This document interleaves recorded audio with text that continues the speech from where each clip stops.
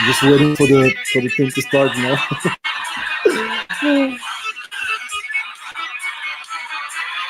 Right there. All right. All right, David. I think you didn't see that coming, but anyway, let's just put this on and just get them rolling. Hello, everyone. My name is Stoyan, and I'm the host of Productivity Mastery. Super grateful for the opportunity to have recorded now. This is episode 60. Since we started less than a year ago, in many ways as a self-therapeutic experience, just dealing with the pandemic and lockdowns myself, decided to start inviting incredible people like the guest that I'm having today, having conversations on a cup of coffee and just talking about productivity, talking about culture, talking about entrepreneurship, and those kind of things. And I'm really grateful for everybody who's been following us here on the live streams, listening to the podcast. Those of you who haven't seen the podcast, you can find it everywhere. Productivity Mastery on all platforms, Apple Podcast, Spotify. Make sure to subscribe if that's something that's interesting for you. But without any further ado, I would like to introduce you to my guest today, David Bizer, who's somebody who's in many ways, I would say, a trailblazer when it comes to making culture cool. A topic that I'm deeply passionate about, and that's actually a centerpiece of my recently published book together with my co-author Cristobal Alonso. And David was really kind to actually read the early version of the book and provide the exceptional blurb. So he's in the back of the book if you have a copy. But David, why don't you introduce yourself and give a bit of a context to the audience? Where do you come from? What got you so passionate about talking about culture, promoting, creating great cultures to entrepreneurs and business leaders? Sounds great. Thanks for having me, Stoyan.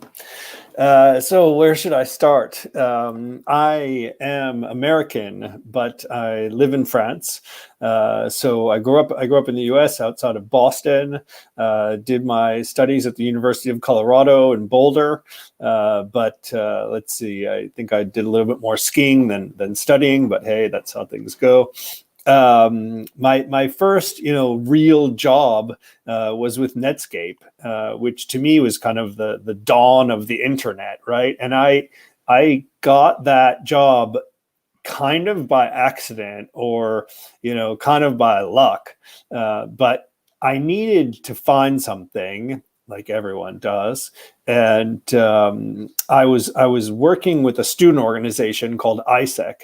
And it's once you're not a student anymore, you gotta go out into the workforce. And we were working with Netscape as a client. And so I said, wow, this would be great if I could get a job at Netscape. And I contacted them and said, what would you have that I could maybe do? And they said, well, we have a job in international marketing. I said, that sounds great. I'd be happy to do that.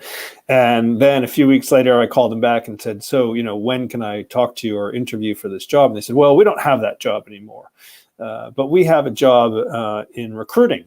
And I said, that's great. I'd be happy to do that. And, the thing was, I didn't care. They could have told me to serve coffee. I just wanted to work at Netscape, right? That's how exciting it was at the time.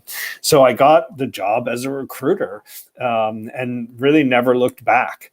So I worked for Netscape for a couple of years doing recruitment. I worked for an American company called Trilogy, which is how I got to Europe in the first place. They sent me to Paris.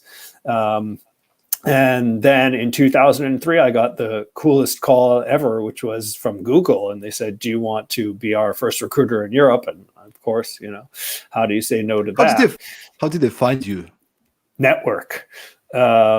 Somebody I worked with at Netscape, knew the director of staffing at Google at the time. And they talked and said, do you know anybody in Europe? And she said, I know David. And it was actually the whole how I got hired at Google story is pretty funny because Google was known, maybe still is, for some really tough interviewing and really long recruitment processes. But most of the recruiters they hired were contract recruiters, so not full employees.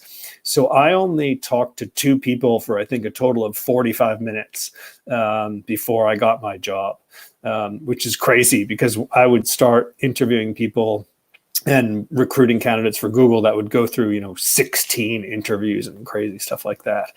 So I had it the easy way. So I worked for Google. I was the first recruiter in Europe. I started in the Paris office. We were 10 people, about 100 people in Europe at the time, and then grew the recruitment organization, whereby we were 50 people, I think, when I left, or I had 50 people on my team, and we had hired almost 5,000 people in Europe. So it was crazy journey, crazy ride. For what period was this? 2003 to 2010. So it was, it was early. I mean, Google was founded in 1998. But for Europe, 2002, I think summer 2002 was the beginning. And then, when I left, we were 25,000 people worldwide, I think. And I think today Google is over 100,000 employees, I think. I don't know. It's huge in any case. And so I left, and, people thought I was crazy. Why would you leave Google? But, I always wanted to work more closely with startups. And the only way that I could figure out how to do that was to kind of do my own thing. And so I set up a business, and I, said, I'm going to recruit for startups. The phone line is open. And it's funny, but I actually got a call from a guy who started an accelerator program, Lars Hinrichs, in 2010. And he said, will you help me set this up and run everything people related? And it was kind of this dream come true. It's like, here I get to work with not only startups, but, help this accelerator program, when in Europe, there were only, 3 accelerator programs. There was Seed Camp, Startup Boot Camp, and us at Hack Forward. And so that was a lot of fun. I worked with him for 3 years on that before he decided he didn't want to do it anymore. And so then I just said, well, keep doing what I thought I was going to do initially, which is I'm going to help startups recruit, and I'm going to help startups wherever I can with their culture, because as you mentioned, I'm deeply passionate about culture in business and how that affects business. And it's because I just believe that it can have such a great positive effect on those businesses that take it seriously. And understand that by developing and embedding and enhancing culture, very positive things can come out of that in terms of success for your business. And so I've had the chance to work on a bunch of culture projects, and I speak about it whenever I can. And yeah, that's the story in a nutshell, a big nutshell. And we both share this huge passion for helping organizations to realize and to the importance of culture, but also providing them hopefully with useful tools and strategies, examples of how can they, first of all, get intentional about what is the culture we want to build, and then secondly, how do we strategically actually do it? And I'm curious to hear, is that something that you started at the time you were in Google and you were scaling from 100 to 5,000 people? When was it that this drive and this passion for building a strong culture come from? Like many people share that Google has a great culture. I don't know if that's the case. Maybe you can elaborate on that as well. But when was it that you got really passionate about culture? I mean, I don't think I can pinpoint any exact moment, but I think it was a series of experiences, right? I mean, through my time at Netscape, through my time at this other company, which is not well known, it's called Trilogy, where I think it made a huge impression on me on what culture can do inside of the company. And then my experience of Google and the growth that it went through and how the culture related to that. I don't think it was until I started working with the accelerator that I really said, this is hugely important, and I want to make sure that I'm, doing something with the companies that I work with that has, an impact on how their culture is going to develop, because I think that it's going to, play a huge role in how successful they are, and how their company works. And in my specific field of recruitment, how they'll be able to better recruit people and then better keep people in the company once they've been recruited, and have them, performing and playing to their best. There's many entrepreneurs, founders, and small business owners that are usually listening to this podcast. So I'm curious, could you share, when should a small business, a startup, start paying attention to culture and building culture? So I really believe that it's a day one type of a thing. And I think that whether, you're 2 founders, 3 founders, or even a single founder, you need to sit down very, very early on and start asking yourself these questions. What do I, or what do we want this company to be? And how do we want people to see it? And how do we want people to see it from the inside? And how do we want people to see it from the outside? And what does that mean in terms of the way we structure the organization, we structure the decisions that we're going to take, we structure our behavior, we structure our communication. But, who are we as company X? And what does that mean to the way that we operate?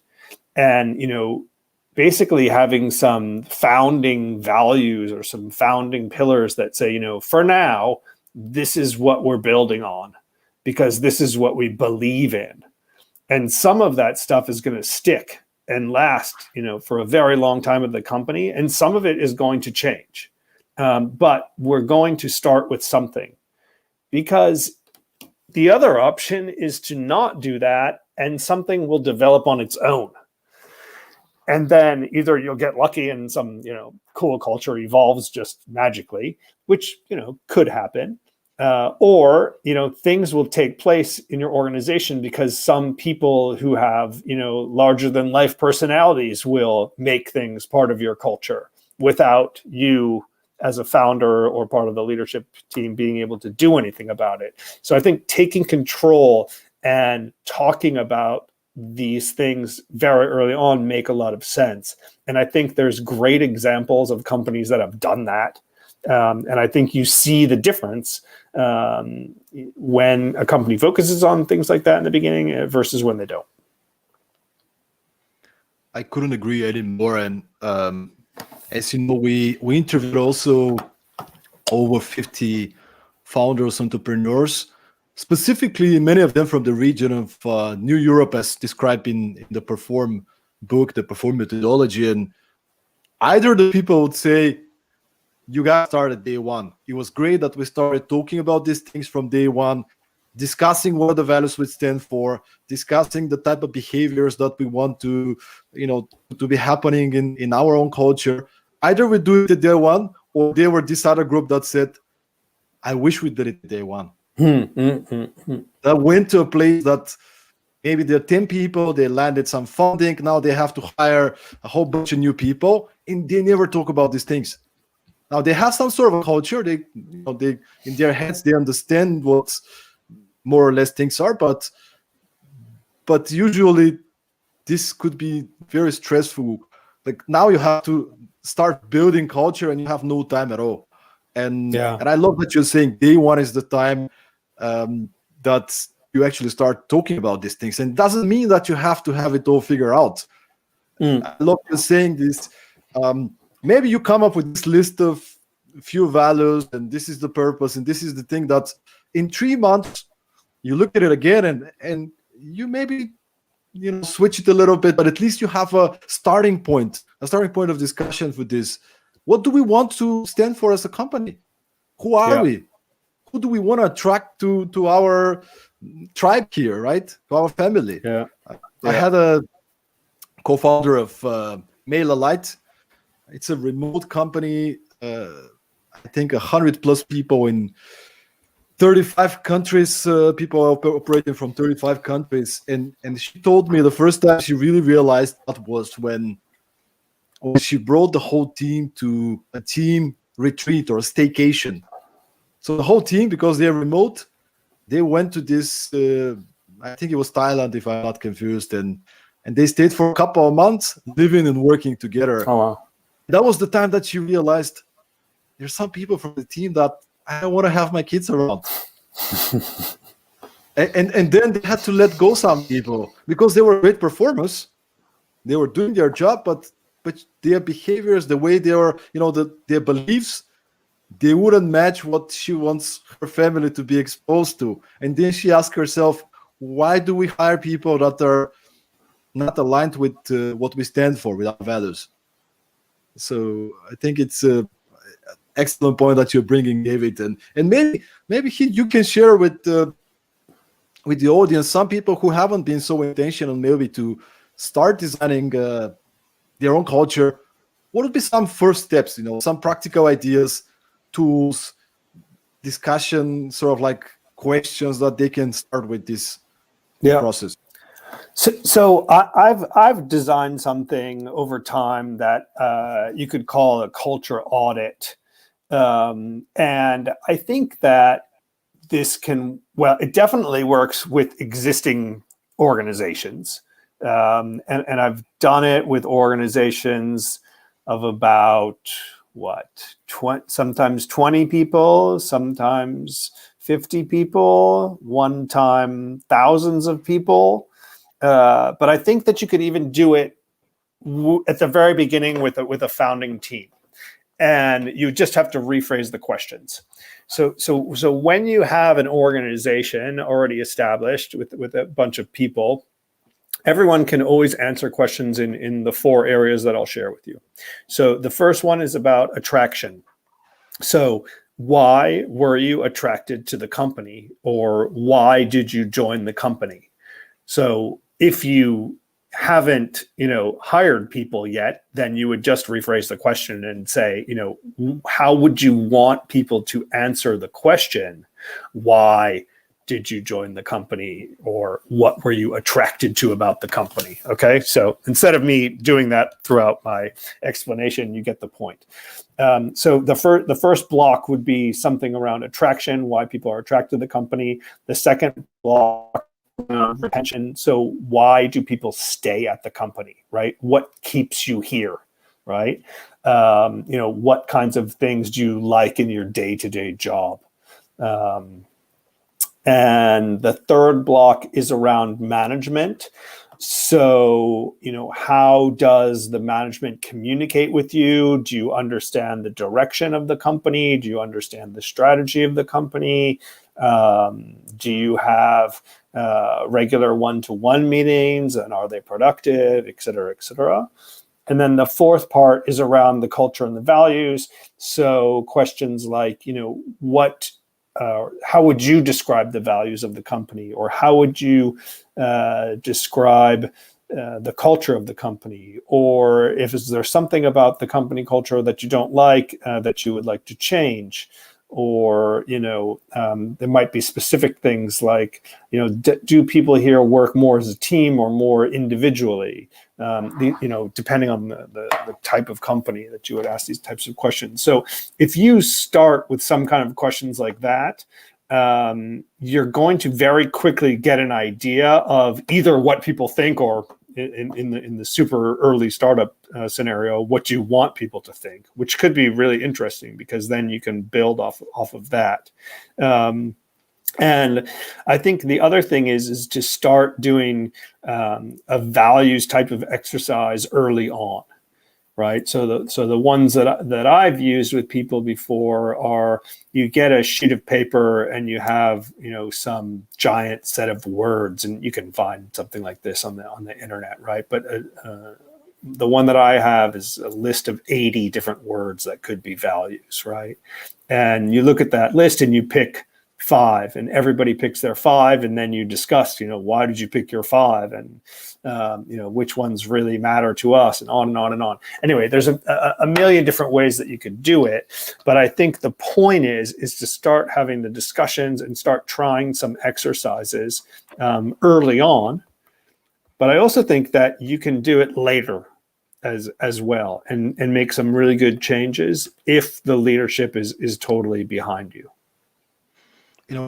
Something that I'd like to add here is what I found working with many companies, helping them to define those things, is a very good starting point is actually to begin with what are the values that I observe. Because many of them start adding, if they do such exercises for the first time, aspirational values. And I'm actually curious to hear also your point of view on this. But I think a very good place to begin is actually observational values. Yeah. What are things that you see that we're already doing? Yeah. Punctuality, right? Everybody's always on time is very important for the leadership. You can see that this is part of my values. Not the aspirational, which are also, I think, important, but more observational to begin with. And curious to hear your take on this. It's interesting because when you ask people the question, and I've done it a number of times, usually, even if there are known values or written values, they will either respond and give you those known values, or they will mention something totally out of the blue that you've not thought of before or not heard of. What happens is then, if they give you the known values, I did this exercise with a startup that I actually invested in, and they had 3 core values that the whole company, or almost the whole company, knew. So almost all the people would answer the question with those 3 values. But then I would push them further because I knew that those were the instituted values. And I would say, okay, well, define that. I mean, what does that really mean? I'm trying to think of what they were, but the one that I think of is in French, and I can't figure out the translation. But let's call it like looking after others, okay, as a value, or taking care of others, something like that. But then you ask them to define what that really means in their day-to-day, and then you start to uncover if it's a really solid value within the organization or something that's just surface level, because people will either, be able to give you a really great definition of what that means to them inside the company and can even give you examples of it, or it will be really kind of loose and you can't make anything out of it. And so you just can get so much interesting feedback. And if the leadership team is able to then analyze that and pay attention to it, then you can do a lot of cool stuff with it, and help you move forward, right? So it's great when you can accomplish something like that. I love that you mentioned also that it's kind of like a good starting point to give people a list to begin these conversations. And just to add on top of this, if those of you who are listening get inspired to now maybe define your values, while that is, try to make them personal somehow. Like maybe the language, the sentence, or is it the phrase, something that means something to the team. And I'm going to give an example, maybe a bit of an extreme. David, I don't know if you have seen the movie Glenda and Glenn Ross, where ABC, always be closing, right? This scene with Alec Baldwin. And I had a workshop with an Estonian company, and they were all super excited to attract customers, and they wanted to put this as a company value. But instead of saying sales focused, whatever, they said one of our values is coffees for closers, right? It was this scene in the movie that the guy says, put that coffee down, coffees for closers. They watch the movie together, like they joke about it. Yeah. And now they have this value, coffee for closers. Somebody's just hanging out and, wants to get coffee. The guys will joke around it and say, hey, have you called any customers? Coffee is for closers, man. So Yeah. that's something that means something to them. I'm not saying this Absolutely. is, And I love but, that. Like, I think visuals are so important in terms of really embedding values or embedding culture within your organization, right? I was just doing a presentation, and one of my slides is from Twilio, which, by the way, I think has a great, for me, it's a great reference in terms of a larger company that's done some really great work around values and culture later on in their existence. But anyway, one of their things, which is a great visual for me, is it says, how do you draw an owl? And then the first part, it says, draw some circles. And then the second part, it says, draw the fucking owl. And so it's great. I mean, to me, it's so perfect. It's like, we're not going to tell you how to do it. You're going to figure it out, right? And I can just imagine that being up on a wall somewhere, and you walk by that and you're like, oh yeah, I got to figure it out here. Like, that's how it works here. I'm going to figure it out. Nobody's going to tell me how it's supposed to be, but I'm going to make the best decision for the company. So I love stuff like that, right? I've been in another company where I always describe their culture as super intense, right? I mean, kind of how it used to be in the early startup days, when there was no work hard, play hard. It was just work hard, right? And it still exists, maybe not, in a lot of places, but it still exists. But all over the walls in the office, you just see these high performance visuals, right? Like a Formula One race car driver, or an America's Cup sailboat, or just anything like super high performance. And it just goes with the culture, right? You see that stuff and you're like, yep, that makes sense, because this is who we are. We're super hard driving. So I love visuals when it comes to making the culture real. It reminds me of one of the founders that we interviewed for the Perform book. She's Anna Stepanov, the CEO and founder of Wild Code School. And talking about the values, one thing she suggested first is that it took them a while to really nail them, but at the end they decided we only want to have 3 values. Because if we have more, it's really hard for us to translate this throughout the whole organization and for people to remember. And the second point you mentioned is that they have just what you said. They had little visual. So these 3 values, there's visual, because you have the left side of the brain, the right side of the brain, and some people respond really well when there is like a picture or a visual that represents what that value means. Yeah. And obviously, as an add-on, and something that you've been touching upon a little bit, is what does that value mean, right? What are the behaviors and principles connected to this value? What does it mean that we're actually living this value? Do we have clarity? Because if it's written down, if we align around it, if we spoke about it with the team, when somebody breached the values, you can go and say, hey, what's going on? This is not what we stand for. Yeah. Right. When you discuss those things in advance, except instead of the opposite case, when somebody breaches the values, but they didn't know. You never discussed it. You just accepted. Oh, they joined the company. They should know. How they know? You have your beliefs. You have your values. If you haven't discussed, you haven't aligned around those things, it's very hard for people to be 100% aligned with everybody else in the team. So yeah, for sure. So David, let's talk a little bit about you mentioned Google as and super interested when you were just 100 people, had to grow to 5,000. How did you guys manage to keep the core of the culture? Because obviously you need to hire skilled people, right? Performers. Yeah. But then at the same time, you want them to be fitting the culture. So I'm pretty sure you learned a lot of lessons with do's and don'ts. So maybe you can share some of those. I mean, things are pretty. It's Google is an interesting example in some cases and not in others, because it's a very unique situation, if you will, right? I mean, very, very few companies have that kind of crazy, explosive growth, right? And there was a couple of big advantages that I had.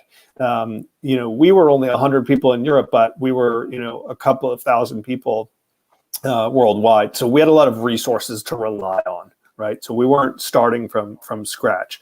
At the same time, we had to create processes and projects that worked for us in Europe that may be, different from what they were doing in the US. But one of the things that Google always had from the very, very beginning, and what we've been talking about in terms of defining this stuff at the beginning, is, they were very clear on the type of people that they wanted to hire. And I think that's changed over time. It's changed as they've become, a giant organization. But, for a very long time, it was very clear and very, very standard, right? So we had four categories that we needed to verify with all of our candidates, and that we looked at repeatedly every time a candidate went through an interview, right? And that's how we evaluated and validated candidates around the world, right? So it was very, very clear, and the founders had put a lot of energy into that from day one, right? I mean, they were always very, very clear that we not only want people who are wicked smart, right? Which was, I would say, almost the number one thing. It's like, you just got to be super smart.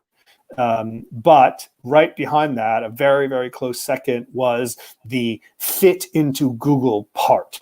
Okay, which is, that culture piece that everybody has a hard time defining, because you're like, well, what does that really mean, that you're, a fit, or that you're googly, which is the word that I'll never like for some reason, because I just don't like the way it sounds.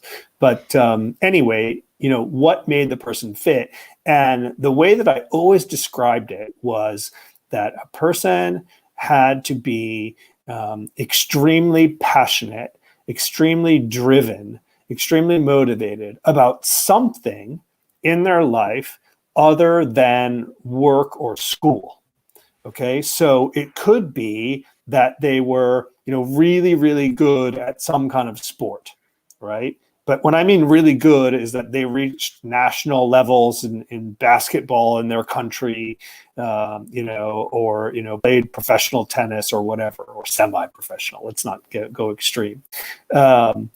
Or they're really good at playing piano, or really good at the violin, or they were hugely invested in volunteer work, in helping underserved communities, or whatever, right? Just something not related to their professional or academic careers that they were really, really into.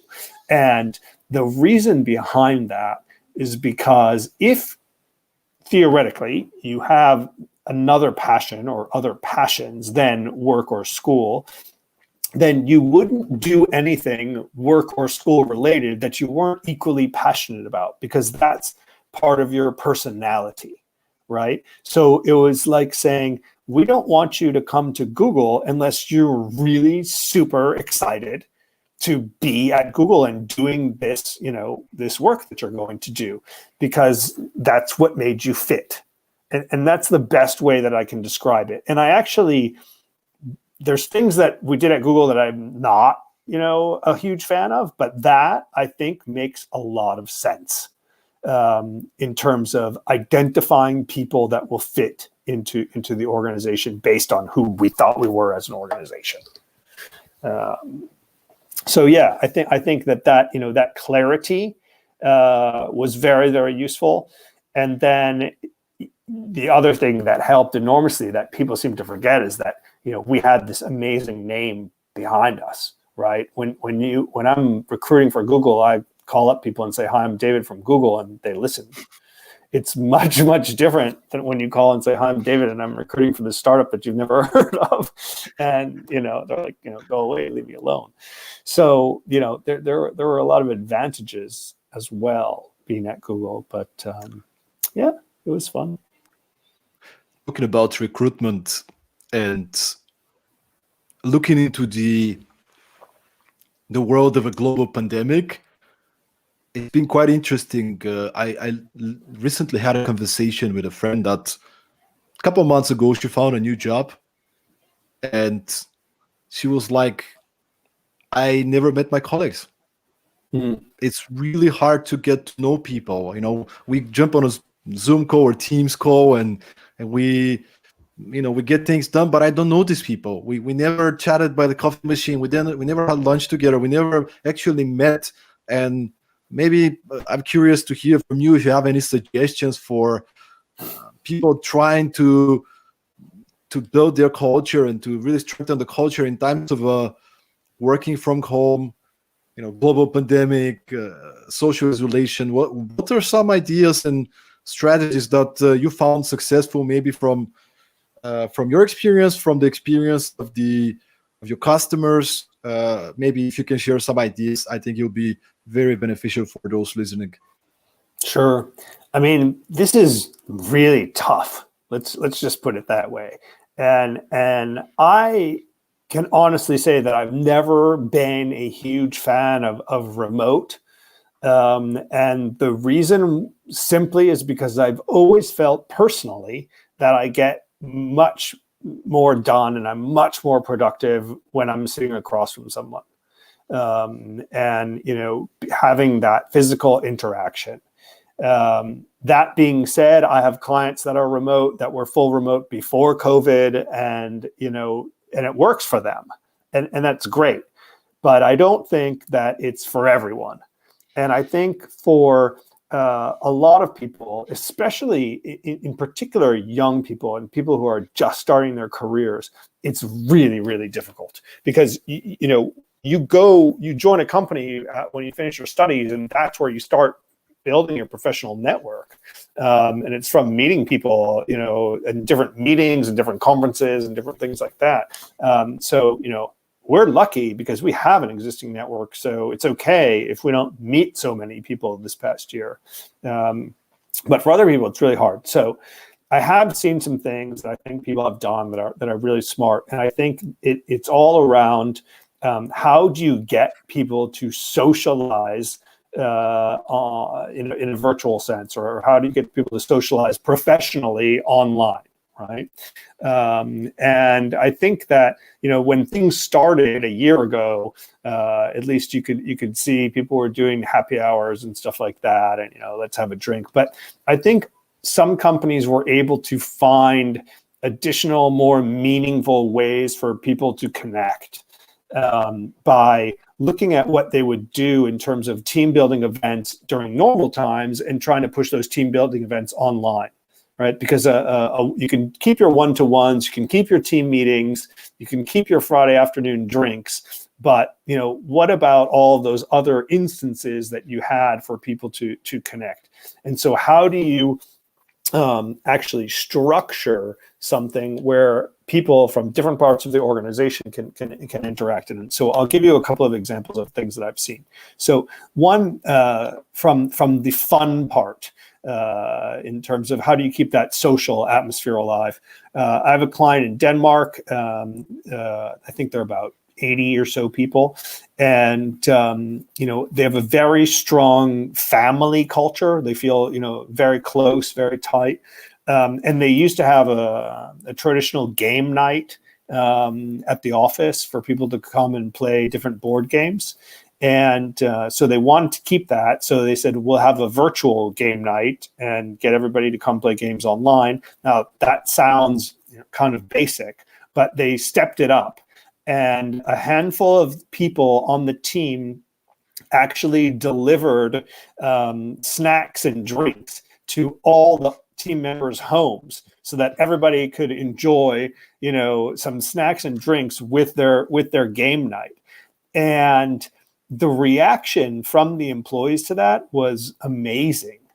they were so, impressed with the thoughtfulness of the company and saying things like, wow, I don't know how I could work anywhere else because I feel so well taken care of by this company. Like, they really care about me. And if you can get your employees to say, things like, my company really takes care of me, my company really looks after me, I could never think of working anywhere else because feels like my, second family, then you've won, right? I mean, you've won the game. And so I think that's a really, really interesting example of how to keep the social stuff going and add a bit more in terms of, we're here for you, we're thinking of you.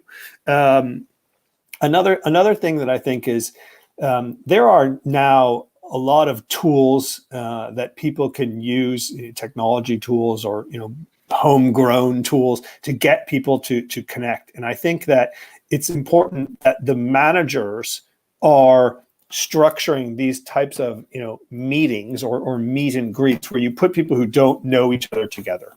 And I think that you can structure those so that once a week, or if once a week is too crazy for you, you do once a month. But I really think to increase the acceleration of what's needed, you would do it once a week, and then you match people up who don't know each other, and you give them a list of questions to ask each other, right? And it's not harder than that. Okay, you don't have to make something terribly intricate, but you have to push people together because they won't do it on their own, right? So that's the key. You have to, I don't want to say force, but you have to, strongly encourage this type of behavior, and the leadership needs to push the management to operate like that, because every time you think, I'm sure this person is doing okay, there's a good chance that this person isn't doing okay. So, think always, what more can I do to get my people engaged and engaging with others than I have been? Because the more I can do, the better that things are going to be. So it's not, I can't draw you something perfectly concrete, but it's this engagement that's so necessary. I perfectly agree, man. There's no one size fits. So it's a lot of trial and error. But I recently also had a conversation with somebody from Denmark, an executive from Denmark, and we were discussing how's he doing. He's an exceptional leader, by the way. He's really taking care of his people. It's trying to, and he said, "Stoyan, my big struggle at the moment is it's very hard for me to understand if my people are feeling well or not." Right? Because I'm their boss, and even if we have these close relations, they just say I'm fine, but I don't know if they're fine. Yeah. And what we share with him, and I think we share with you, is it's more important than ever to understand that we're working with humans.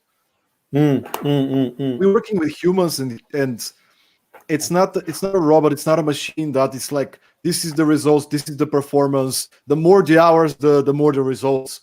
Well, maybe you want to prioritize some company time for chit chat or for a game or for a friend of mine. She's having a small team, and she did something. She's doing this regularly. But I joined one of her Friday team meetings where the team comes together. They play some quizzes. They play Scribble. She once even brought a goat.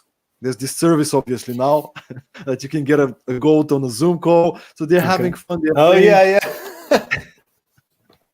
They're having fun playing their, and I cannot agree anymore. Like, I'm trying now with I also have a small team, and I'm very open for recommendations, and but sometimes I just want to call them and chat, spend 45 minutes chatting about how's life and having a bit of fun, laughter.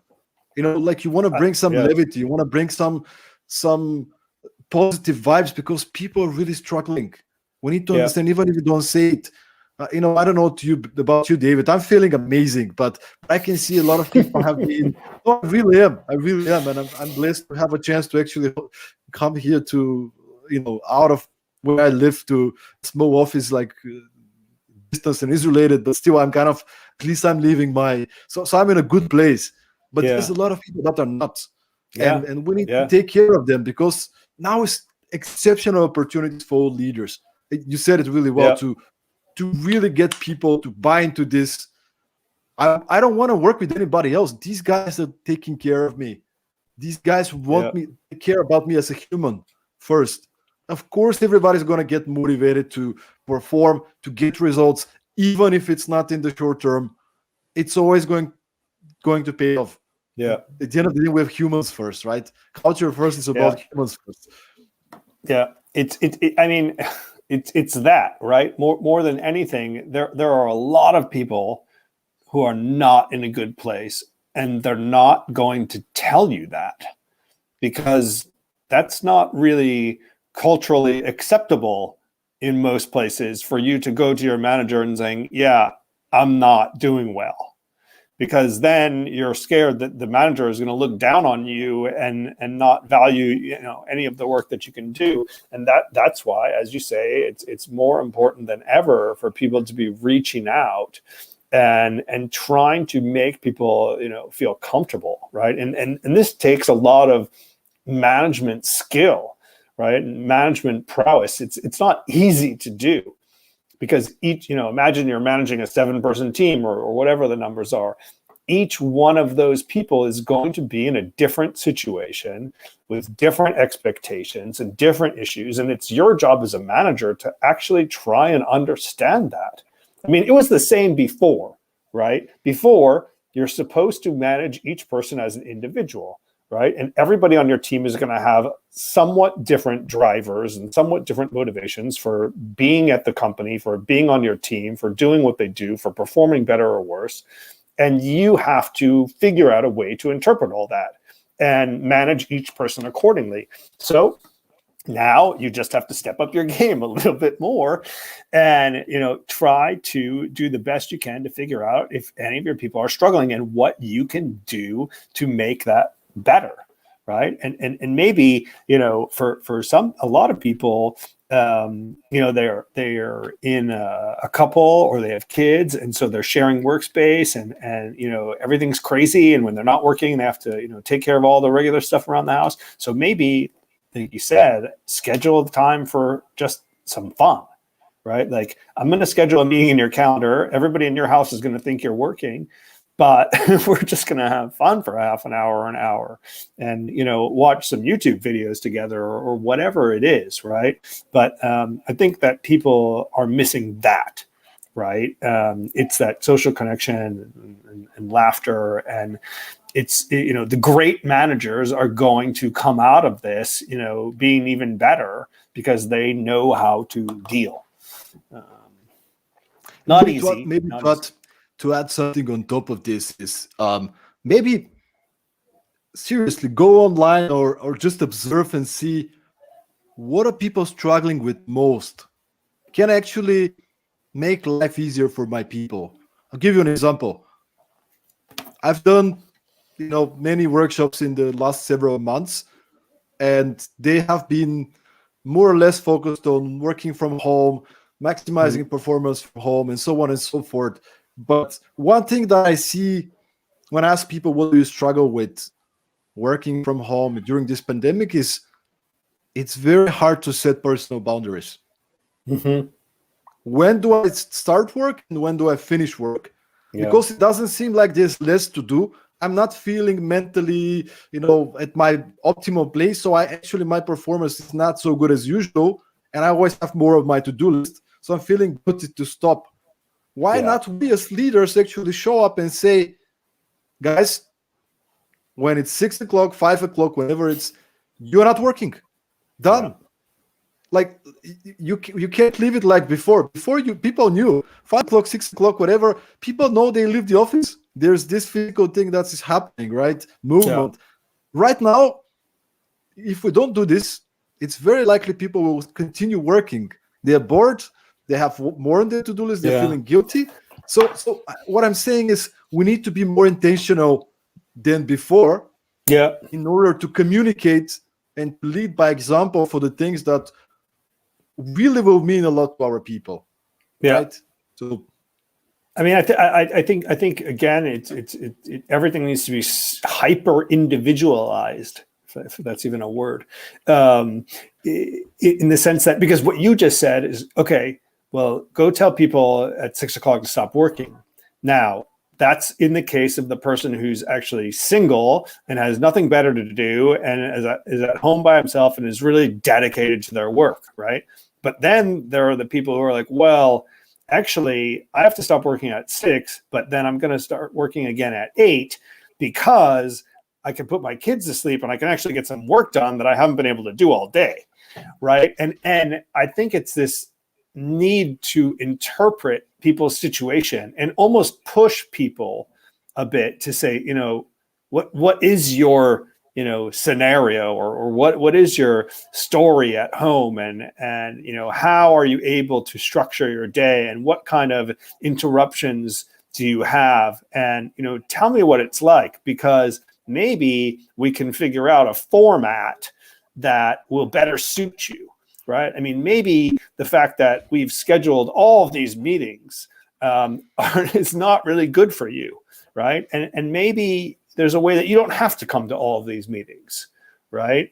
But again, just, you know, what does each individual need? And I think that's the only way that you can do it. There's no Band-Aid that you can slap on your whole team and say, okay, you know, now we're all fine. Because everyone needs their own amount of care depending on their circumstances.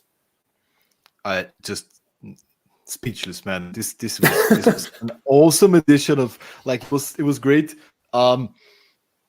Personalization. And the other point that comes to mind from everything that you said is to prioritize company time for non-related, no business-related things. Communicating with your people. Just being on a call and asking these important questions. How's everything going? Yeah. Are you feeling well the way we do things? Should we do some changes? Like, you have a newborn. Like, what is going on? How can I support you? Because the more you have these conversations, and we're going back to the 5 dysfunctions of a team of Lencioni, right? The bottom, the main pillar is trust. Yeah. If you have an established trust, and then you run into this pandemic and you expect people to actually tell you that they're not feeling well, they might be afraid. Yeah. And then you can't take care of them. So yeah. And you know, I had a phenomenal manager at Google, and you know, people say all the time that people, you know, leave companies because of their managers and nothing else, or whatever the quote is. But one of the things that she always asked in our one-to-ones is, are you having problems with anything? And what can I do to help you? Or do you have any, you know, barriers that you're facing to getting something done, to advancing on any of your projects? And are there any obstacles that I might be able to help remove? And I think that's a phenomenal question, right? Because if you say, how are you feeling? How are things going? Is everything okay? The answer is going to be, yep, fine. And if you say, you know, is there something that is making your work more difficult? Is there something that's preventing you from, you know, getting the achievements that you want to achieve? I think the positioning of that can open up a lot of opportunity for the manager to then do what they're supposed to do, which is, you know, help their people to get the best out of themselves. This is a great advice, and it leads me to another question, which is, what other advice could you give for leaders, people at leadership positions, in times of a crisis, in turbulent times like this, working from, what could be some other concrete practical advices for leading people in uncertain times? I mean, I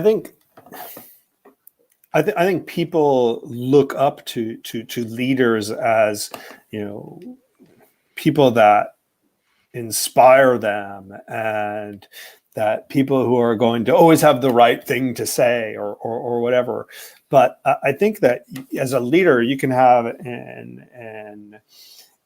a lot of stress on yourself to what you think you're supposed to do for the team, and that, you think everybody's looking for me for support. Everybody's looking for me for action. So the thing that I think leaders should think about seriously during this time and in general is, how do I also, look out for myself? Because if you start giving all of yourself to the team, and then there's nothing left for you, then you're going to be personally in a bad situation, and you're not going to be able to help anyone out. So as much as we've been sitting here for the past 30 minutes or so talking about how important it is for the leaders to support their teams and personalize the management, et cetera, et cetera, et cetera, you won't be able to do that effectively if you also don't look out for yourself and make sure that you're getting, what you need to do things successfely. How is David Bizer taking care of himself these days? One is, I have a beautiful view of the ocean. So that makes me feel good. And two, I really like cooking. So because we have a nice kitchen in this house, I can do more cooking than usual. So eating good food always makes me happy. So keep the good food coming. Yeah, I think it's finding out what really charges you in any kind of way, right? One could be the physically, you're sitting too much on the screen, like you're not moving much. So it could be the physical thing, but it could be also mentally, the mental exhaustion, the emotional, the spiritual, like just seeing things from different perspective and having the space really to think it through. Let me put some time to try and think, why am I exhausted? Where is it coming from? Where is the stress coming from? Is there anything that I can do within the restraints and constraints and restrictions to refill myself? Because as you said, David, if you're not at your top, your ability to take care of others is also going to decrease. Yeah. And I have a hypothesis that so many of us were used to bouncing all around pre-COVID. And by bouncing all around, I mean anything from, traveling, which of course no one's really doing, but also to like moving from office to office or client to client, or just, moving around. And obviously we're not doing that anymore. And I think that something that's useful is to, continue to figure out ways to try different things in a confined environment. Right. So I can't, go traveling, or I can't go more than 10 kilometers. But what is something different that I can do today in terms of activity or like content absorption, right? Because there's millions of choices, right? But check out something totally different, right? And maybe that gives you that, boost or spark that you had before, because you were always seeing new people and new things. And that's something that's always driven me my whole life. I want to see new people and I want to see new things.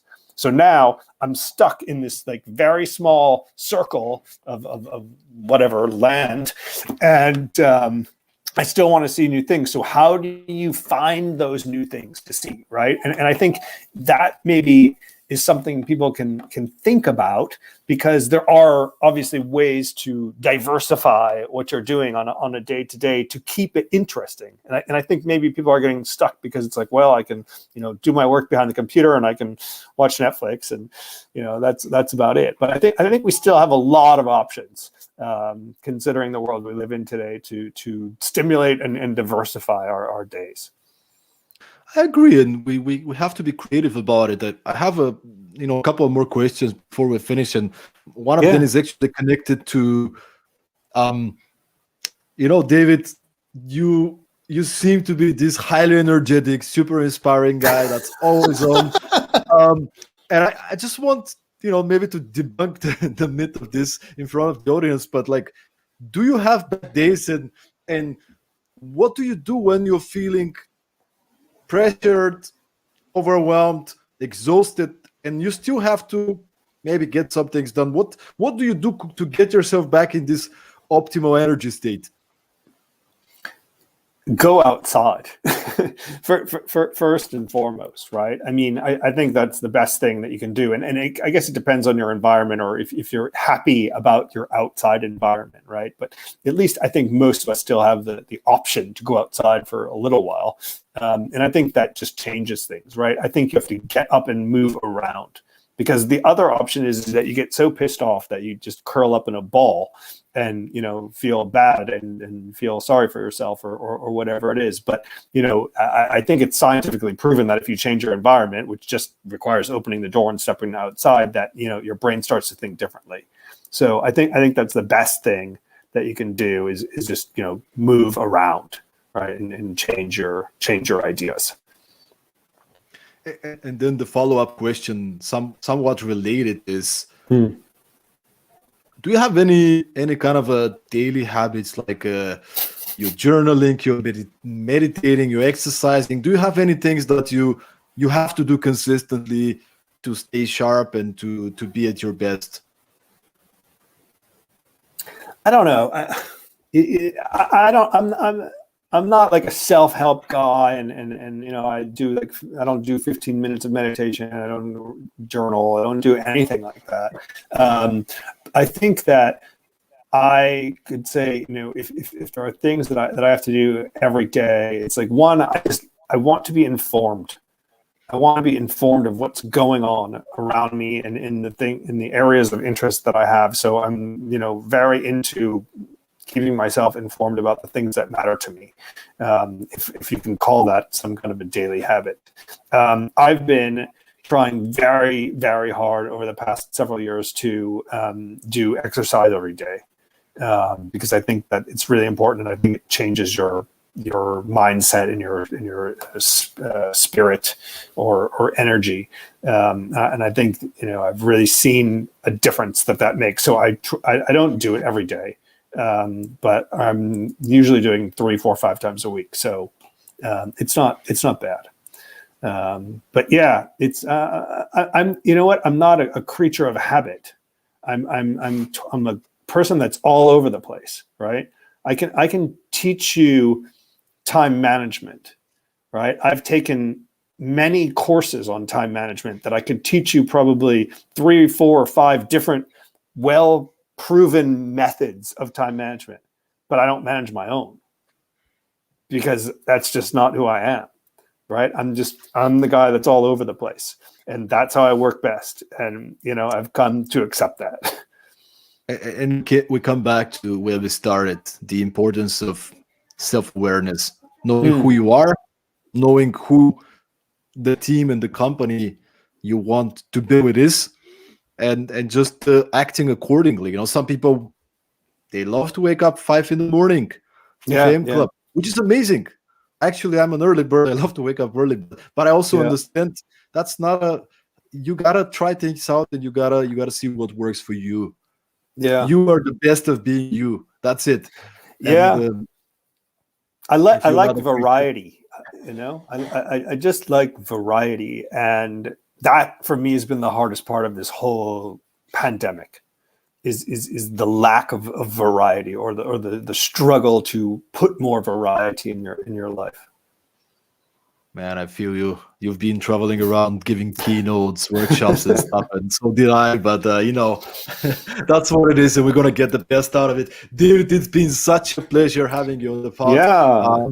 And just as a kind of a final question, where could people find you? What are you doing these days? How can you maybe support our audience with the things that you do with recruitment, with culture building? Maybe if you can share, so people can find you and potentially, who knows, maybe engage into a collaboration. Great. So I'm easy to find. There are only a handful of David Bizers in the world. There's one in Berlin who makes some kind of jewelry, and there's another guy who's an investment banker in the US who's extremely wealthy. I love that. I love that you actually know them. Even like who they are. I don't know them personally, but everybody looks up their name on Google and sees what's going on. So when you only have a few other people with the same name, it's funny. But anyway, I mean, most people connect with me on LinkedIn. I spend most of my time doing recruitment or headhunting for startups, for leadership roles. And whenever I can, I like to do work on culture. And so, yeah, happy to talk to people who like to talk about those things, or just like talking about good food. That's my favorite. Cook Mastery, the next podcast you're going to be on. Yeah. But yeah, thank you so much, David. And those of you who are super interested in culture, our new book just came out, Perform: The Unsexy Truth About Startup Success. It's a 217 pages, colored paper book with examples of over 50 founders and entrepreneurs. Actually, we are honored to have David in the back providing us with a blurb. So if you're interested to get a signed copy, we still have some signed copies that we can send out. Here's the link to the book, performnow.eu/book. Get there, order a copy, check off if the book is for you, and we'll make sure to sign a copy personally and send it to you. It will be amazing to hear the feedback. Those of you who already got the book, just keep texting us. We just love receiving these messages. So it's been such an incredible support from the whole community, and I'm really grateful to everybody who's in some way or another has been helping us on this, including yourself, David. Once again, thank you for being here. Thank you for sharing so many valuable insights and advice from the heart. And yeah, any final words, anything you'd like to share with the audience? Good luck. Stay strong. Focus on your culture. Focus on your culture, guys. Culture first, especially important in days like this. Yeah. Stay here, and I'm so looking forward to seeing you again next Thursday with another exceptional guest. You will know very soon who that is. Amazing people like David will be on the pod from here on, so make sure to tune in. And for now, have a great afternoon. Stay safe, and see you next time.